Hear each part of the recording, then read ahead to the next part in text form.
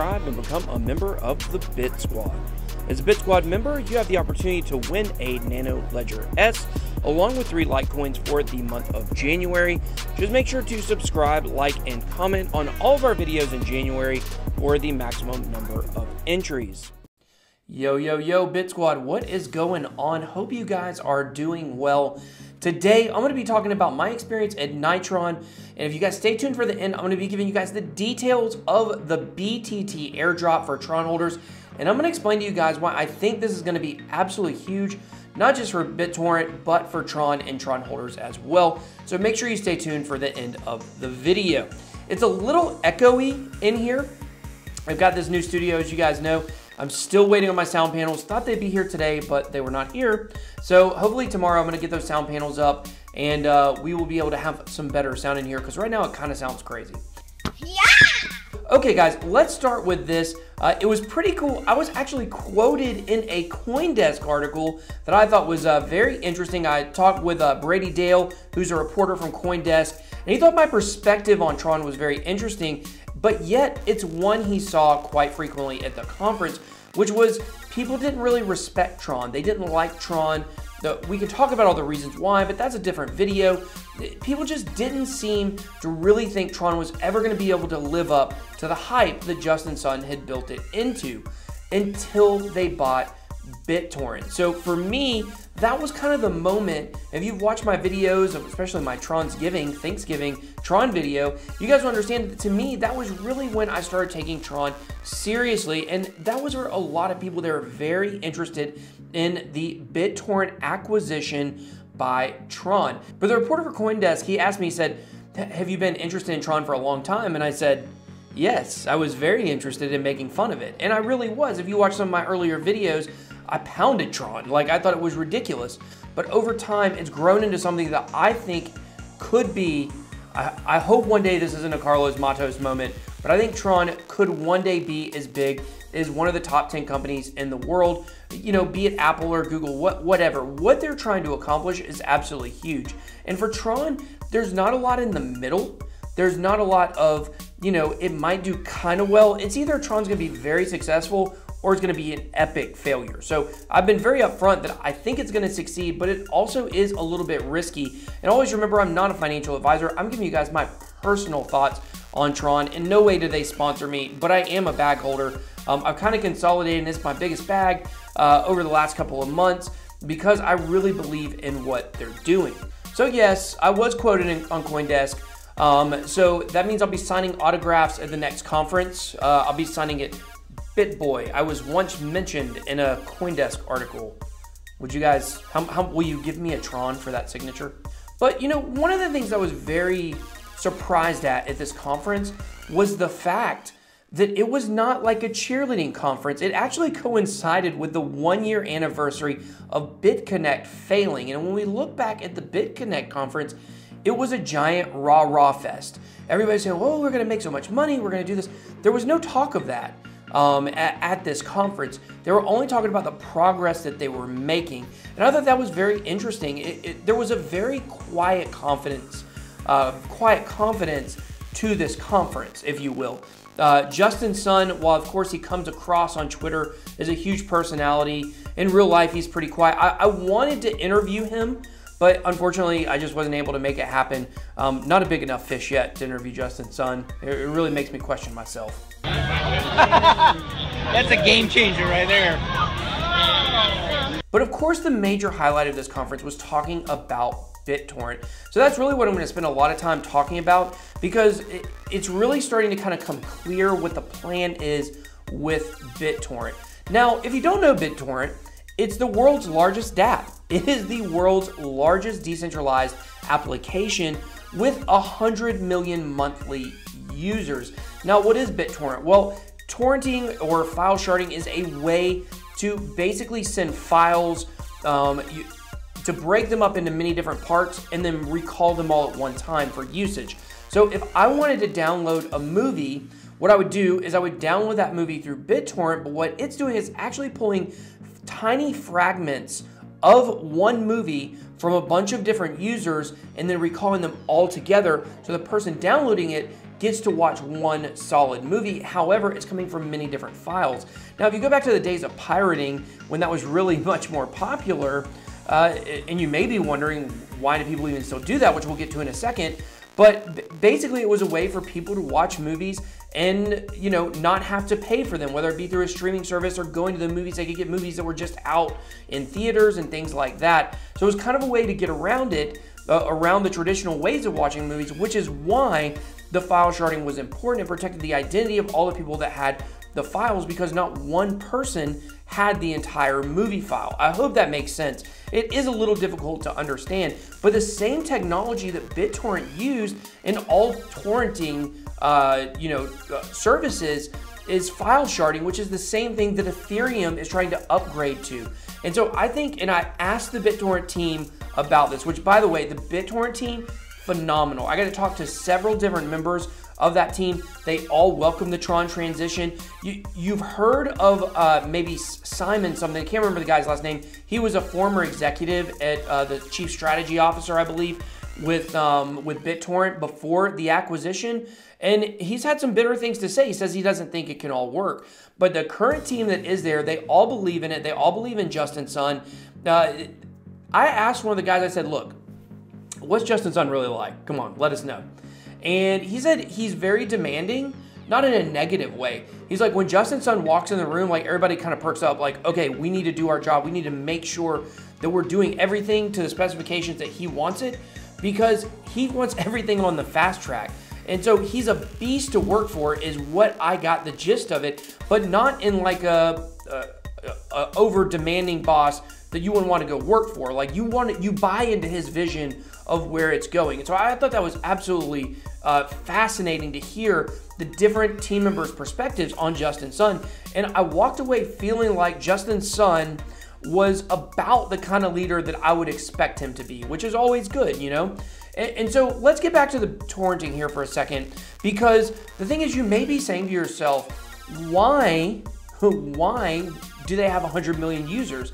Do people still pirate movies? I didn't even know this was still going on. But what's very interesting is, over the last few years, what has happened is so many people, or so many different streaming services, are having exclusive content. Like, I believe the Disney Channel streaming service that's coming out, anything that's Avengers is going to be exclusively there. So you have to subscribe to the Disney streaming service to get Avengers. Okay, now we've seen this with Hulu, with Netflix. They all have their very unique content that's exclusive, and so people don't have that much money. You cut the cable, but in having to subscribe to all these services, you're defeating the purpose. And so you're having to spend so much money to watch maybe one show. Like maybe you like Game of Thrones on HBO, and you got to subscribe to that only for that one time a year, or one time every other year that it's on, or whatever it might be. But this is actually putting a heavy demand on users of these streaming services to pay for all of the different services they may want to use. So actually BitTorrent is thriving right now because of that. People are able to download for free and things like that. So you may also be saying like, okay, so if BitTorrent is going strong, why does it need a token? Why do we need the BitTorrent token? And the team pointed out several different times, both on stage and individually in conversations with me, that they are determined to not touch the integrity of the BitTorrent protocol that allows for the torrenting. And they don't want to downgrade the user's experience of their current users. They don't want to isolate them. They don't want to say, okay, you were doing this for free before, now you have to pay using this BitTorrent token. But what the BitTorrent token is going to allow the users to do is to have faster download speeds on top of the Tron network. So there's going to be incentive for people to use that BitTorrent token, which is the big question on what would that incentive be. Now, interestingly enough, Tron and BitTorrent together are coming out with their own streaming service to be opened to the public supposedly by the end of this year. And they're going to try to have it compete with Netflix and YouTube. So absolutely interesting what's going to happen there. And I'm sure the token will be woven into that process. So before we get to the Bittorrent airdrop information, I want to talk about Kobe. So Kobe Bryant was there, absolutely phenomenal. They actually took a group picture of the audience right before Kobe and Justin Sun got up. They basically did a panel, and look who's right there on the front row. And And look at that stomach. Oh God, I need to go back on a diet. But the panel was basically Justin Sun and Kobe Bryant talking about leadership. Honestly, it was about what I expected. I didn't expect Kobe Bryant, who was paid in US dollars and not paid in Tron, to come in and talk about cryptocurrency. I secretly was hoping that he would. I'm a huge Kobe Bryant fan. He's my favorite athlete of all time. I love Kobe Bryant. That's my dude.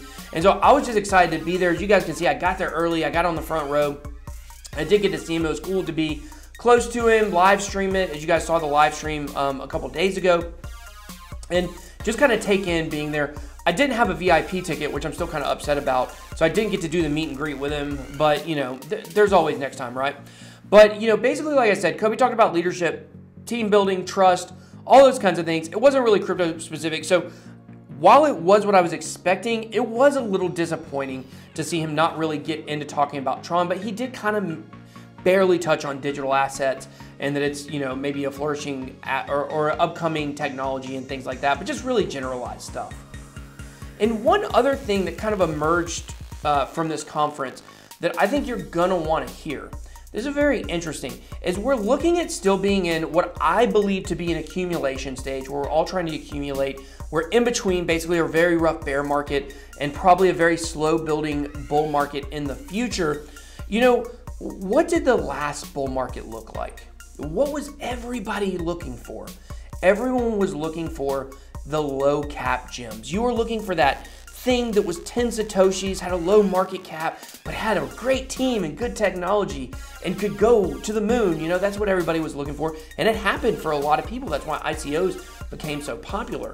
But one thing that Justin Sun talked about in this conference, and others mentioned as well, is that in the past, okay, we have seen the low cap gems do well. But now at this point, maybe as we're looking to this next bull market, maybe what we're gonna see is the winners doing most of the winning. So the winners from the last bull market, your top 50 coins, throw out all the stable coins and a couple of the scam coins like Bitcoin and things like that. Throw those out of there, okay? And you're looking at coins like Cardano, IOTA, Monero, Basic Attention Token, 0x. You're looking at these coins that basically were able to establish themselves in the last bull market. Of course, there's many others. I was just mentioning some of my personal favorites other than IOTA. I don't really like IOTA, but you know, I was just mentioning some that I do like. And what was said is that look for those coins to outpace the newer low cap coins, right? What we may see is we may see more projects folding, right? The projects in the 200s, the 300s, the 400s, not all of them. But what we may see is the death of a lot of crypto projects. And we might see a consolidation of some of the larger cryptos maybe buying out some of the lower cap ones that are failing. Now, I don't know what the actual logistics looks like of those tokens being ran on maybe a different platform like Tron or whatever the case may be, whoever might consolidate with them. But I will tell you, I got the sense, and I could be wrong about this, this is purely speculation and me listening and kind of trying to read between the lines on some things that were said in regards to this topic. I don't think Justin Sun and Tron are done buying companies. And I think that there may be some in the future that they're going to buy or they're going to absorb that are other crypto projects. I do know right now Tron is talking to Steemit. I don't know what that even, I haven't looked into the story. I saw they were talking to them. I don't know if it's a merger. I don't know what it might be. But my point is, I would not be surprised if right now Justin Sun is in talks with some other companies, blockchain companies and crypto projects alike, to maybe look at growing the empire and expanding the reach even further. I think that is something that we will probably see this year. Okay, guys, I know this is what you've been waiting for, right? The wild, crazy predictions and talking about the Bittorrent Airdrop. So before the airdrop, you have to understand the dates, okay? The first date that's very important is January 28th. And here you can see on the Binance launchpad, the Bittorrent sale is already, it's not live, but the details are already up. It's gonna be in 4 days, coming up very soon.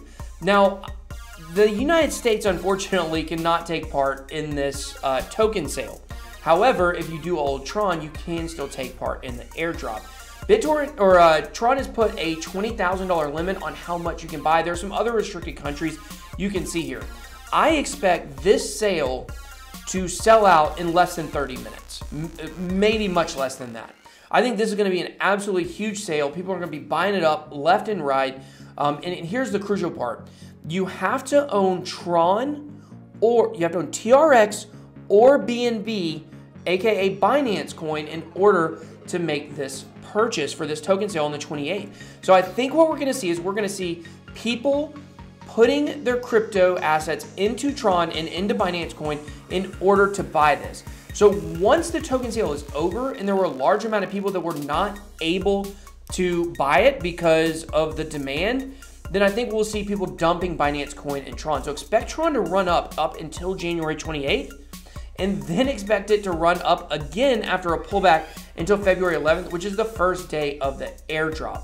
Now, let's talk about the airdrop for a second. Now, you can go to bittorrent.com/BTT/airdrop to get the full details of all the exchanges and wallets that will support it. It includes Upbit, OKX, Huobi, of course, Binance, BitThumb or BitHum. I think it's BitThumb, that's what I say. Gate.io, and many, many more you can find there, along with Trust Wallet and along with the actual Tron wallets, the Tron mobile wallet, and also TronScan. Okay, so here are the actual details on the airdrop. I'm just gonna read them. The airdrop is set to commence on February 11th, 2019. The airdrop is set to continue until 2025, so you're getting rewarded for holding Tron on the long term, with allocations dispersed yearly.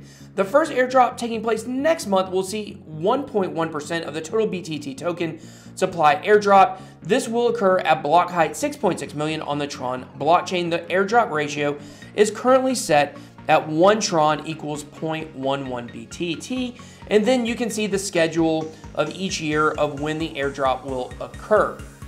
So a lot of people are wondering, now the supply is 990 billion BTT. So it's a lot. Now there are a lot of users already on BitTorrent like we discussed, so maybe there needs to be a lot. But of course that means each individual token is not going to be worth a great amount. 0.11 of Tron, which you know TRX is worth right now about 2.7 cents. So the question is, will BitTorrent token be able to garner enough support to push it up to where it's actually worth something? Well, I believe that it will personally. I will not be surprised if BTT debuts in the top 20. Now, I could be totally wrong on that. I could be totally wrong. Now, I want to be careful what I say, what I mean when I say debut. I don't mean when it's on there initially, because initially it'll be very, very low. Then the cap numbers and the supply numbers will all be confirmed, and then they'll put it where it needs to go. We've seen this with other projects like Bitcoin SV that debuted in the top 5, I believe, top 6 at least, or maybe it was top 8, whatever it was definitely in the top 10 when it debuted after everything was confirmed. I think we're gonna see the same thing with BitTorrent token. I think this is gonna have a lot of momentum. I think BitTorrent and Tron working together is absolutely phenomenal. I'm so excited to see the future of what is going to happen with Tron, with BitTorrent, with all the haters. Yeah, there are tons of haters. I know there's even members of the Bit Squad that are Tron haters, and that's okay. You guys are entitled to your opinion. We all have biases towards the coins that we like, and Tron happens to be one that I do really like. That's why I was so excited to go out there to Nitron and learn more about it, and I came away very, very, very impressed. I think Tron will be in the top 5. Justin Sun says top 4, definitely by the end of the year. But who knows? Maybe even in the next 2 months. There's not a huge distance, but in anything in the top 10, anything numbers 4 through 10, there's not a huge distance there. Ethereum and Ripple, or XRP, Ethereum and XRP and Bitcoin are way out front. The bottom 7 and the top 10, any given day, they can pass each other. So gonna be very interesting to see how far Tron can go, and I know I'm excited. I hope that you are too. So I hope you guys have enjoyed this video. Drop a like if you like Tron. Drop me a comment. Let me know what you think BitTorrent token is gonna do. Until next time, BitBoy out.